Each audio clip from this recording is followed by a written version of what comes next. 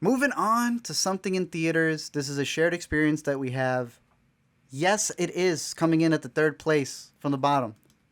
Because there is so many good things that happen in a movie that's so bad.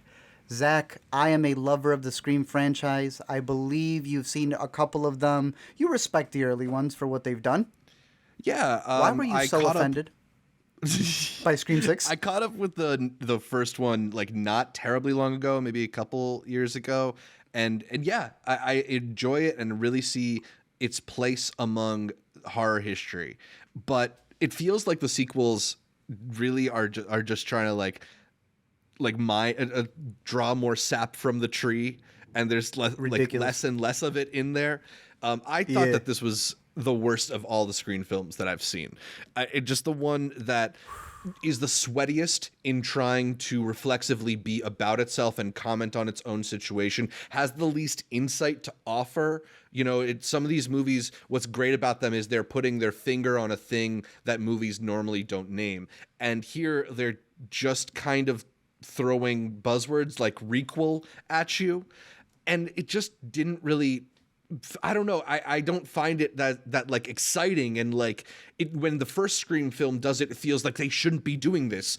Movies can't do this, and now it's just very played out. Not to mention that this of all the Scream films feels like the one that tries the most to fake you out and then have everything be okay in the end. Just like the amount of kill scenes that do not end in a kill was unforgivable for a horror franchise that is supposed to be about the dead bodies. Like I just don't.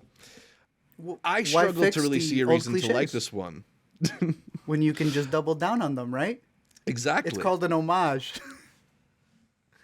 Yeah. Look, Perfect. Now we can't criticize it. exactly. Don't be a Richie. Isn't it funny that the people who complain the most about these movies end up having or that you can't complain about the movies are the ones who have the Richie profiles? And I know you said you had seen it for the first time right before we caught this at South by. Yeah. I'll start positive. Probably one of my favorite kills I've ever seen in a Scream movie. I hate these boys, Matt Bettinelli-Olpin and Tyler Gillett. I think they go as a trio of. I'm blinking on their name. They go by Radio It's not something. like high voltage or something like that. Radio silence. No, it's Radio Silence. Thank you very much. Really cool name. I'm a big fan of Ready or Not. I loved a lot of the homages they had in this movie. They got the rights to a bunch of costumes that people were wearing. I think the cast can be That's cool. very Was fun. cool. Shout out Jenna Ortega, always clean. Like I said, there are some sequences in She's this innocent. film and even in 5 that I thought were fantastic. Why is it so painfully redundant? This is a movie that thinks it's calling out, like you said, requels. It keeps trying to make fetch happen. It's a movie that's making fun of franchises, not realizing that it's just using that as an excuse to do this stuff again. This is a movie that doesn't realize it's the horror version of the Fast and Furious movies. It has gone so beyond stuff that it doesn't realize it is not in on the joke. It is the joke. But I feel terrible and I feel crazy because nobody else sees that. Everybody else is loving what they have critiqued. Ghostbusters, I'm being serious here. Ghostbusters Afterlife 4. You guys have belittled the Fast and Furious movies for this. It turns out that, like Deadpool, and people have done this for Deadpool, they're not giving that as much leeway as this.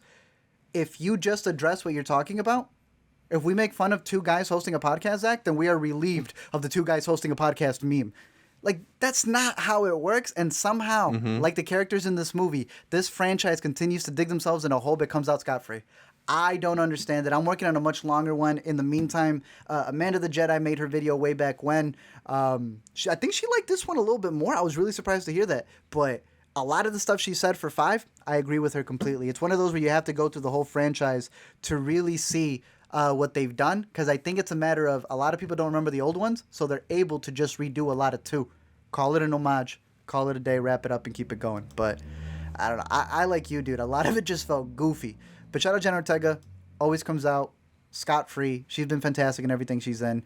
And again, there's a lot to like. I understand why people enjoy the movie, but it's got to be at the bottom. I think a lot of the kills do really work, and it is one of the like most They're good bloodthirsty directors. Scream movies out there. I know some people were like conflicted about, oh, Ghostface picking up the gun, but that was like an actually tense scene.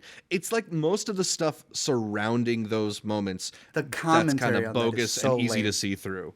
Yeah. That. It's one of those movies that stops to tell you what the commentary of the movie is. Yeah. And then it thinks it's so novel for letting you know what it's doing, and it's like nobody, hey, no offense, boys, but like no one wants to see a horror movie that's telling you, hey, I got something to tell you. Yeah. I also should have figured when they did their big world premiere in Los Angeles, but for a movie that's set in and marketed on the fact that it's set in New York, it's a Montreal ass looking movie. How do you Just feel putting that people out don't there, care too. about that? I mean, I feel like it's people who don't live here who probably are saying all that stuff. Like, yeah, sure, it feels like New York to somebody who lives in Dallas, but if you've spent some time in the city, like, I don't know. It's also like, I wouldn't mind. There's many movies that have said they're set in New York and are not set in New York, and I just watch a John Wick try to make our subways look like high-tech bullet trains, but like, I don't know. It's just when you make it the central focus of your whole marketing campaign, it feels very bogus. I have seen New York, Chicago, everything be used as whatever. So I see why it's bogus. I hate when they change it for the story, for lame little moments that happen in alleyways just because you need a cop out. And at that point, it has nothing to even do with the city. It has to do with just how they're choosing settings for their setups. Right. We'll see how it goes. I like a lot of the people in the cast, bro, but Yeah. we'll see where they take it. Scream 6. A lot of people like it. It should be out in VOD in a couple of weeks, if I'm not mistaken, and then on Paramount Plus.